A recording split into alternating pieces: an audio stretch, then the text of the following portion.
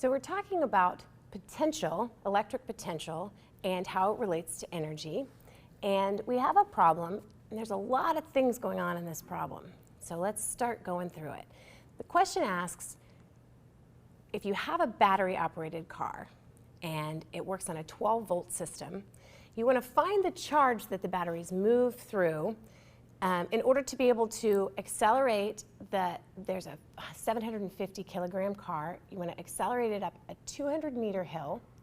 You want to go from 0 to 25, and then you want to hold 25. You want to use a 500 Newton force for an hour.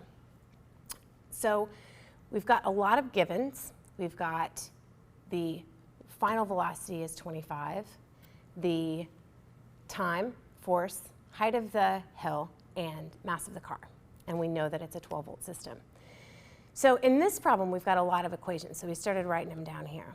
We've got the potential energy that the car needs to use, the kinetic energy, and the work that is done on the car. And the reason we need this is because the equation that we use with voltage potential, so potential, you call it voltage, you call it potential difference, you call it potential, is equal to the energy divided by the charge. Now, when we talk about energy, we have a potential energy in here, but the hint that I use is if you don't see the word energy, then it's voltage. So the total energy is the change in kinetic energy plus the change in potential energy plus the work done on the car. So we have all of these equations. You can fill in all your unknowns here, and then you plug these things, the potential energy here, the kinetic energy here, and the work here.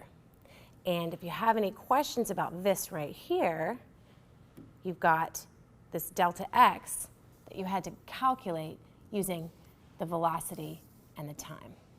So you get that your total energy is 4.53 times 10 to the 7th joules. So once you know your total energy, then it's a pretty easy matter to get the charge, right? So you just divide the energy by the voltage and you get the charge. But the key to this problem is that there's a lot of energy going on, right? There's a lot of energy used to get that car where we're wanting it to be. So once you plug that in, you get that your total charge moved through the battery in order to do all of these things is 4.06 times 10 to the 6th coulombs. So when you're thinking about potential, here's a way to think about it. Just remember, if it doesn't say energy, it's voltage. So good luck on working your homework problems.